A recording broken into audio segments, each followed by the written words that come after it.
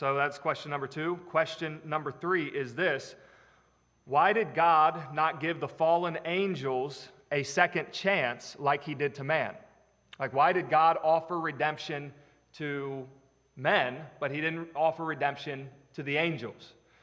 Now, what I have found with question and answers is a lot of times the reason questions are asked is because either number 1, they're not very clear in Scripture, or number 2, they're not in Scripture at all. This is one of those that fit in that category. It's not in Scripture at all. We have no way to answer this dogmatically. Because we have nothing given to us in Scripture as to why God did this. So all we can do is guess. The only thing that we can do is guess why God did this. And so my answer to this is I don't know, because the Bible doesn't tell us. But this is my best guess. It's because the angels were in the very presence of God already. They were in the very presence of God. And that could be a big difference in humans versus angels, is that angels were already in the presence of God from creation, and human beings were not. They had not seen God face to face. We have not seen God face to face. And so it could be that. The second reason is this, and this is just a guess. I have no idea. God could have warned them ahead of time. We don't know this, but God could have warned them ahead of time that if they were to leave, that there was no turning back. God could have given them that warning. And I do have one scriptural indication on this as to God doing this, not with angels, but with humans. Go over to Revelation chapter number 14. Revelation 14, this is during the time of the tribulation. This will be the final 7 years on this earth and how things play out. God's giving us details about that.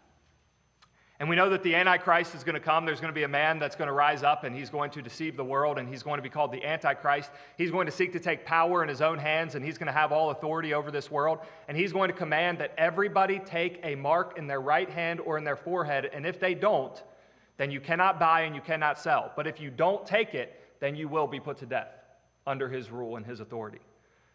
But this is what it says in Revelation 14. God, before this happens, God sends an angel through the sky, and he warns everybody on the earth. Look at what it says in verse 9 of Revelation 14. And the third angel followed them, saying with a loud voice, if any man worship the beast and his image, and receive his mark in his forehead or in his hand, the same shall drink of the wine of the wrath of God, which is poured out without mixture into the cup of his indignation. And he shall be tormented with fire and brimstone in the presence of the holy angels and in the presence of the Lamb. And the smoke of their torment ascendeth up forever and ever, and they have no rest day nor night who worship the beast and his image, and whosoever receiveth the mark of his name.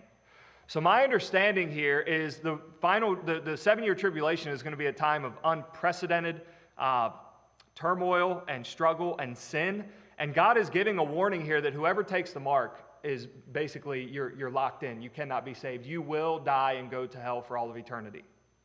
It seems to be that's what God is saying here. And God is giving a very clear warning that anybody who does this, this will be your destiny. This will be your fate. You will die and go to hell, and the smoke of your torment will ascend up forever and ever. And God's giving a warning.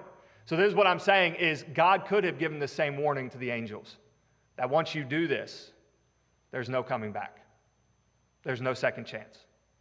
God could have given this warning to the angels. I don't know that for sure. I'm just using this passage as a possibility of why did God not give the angels a second chance.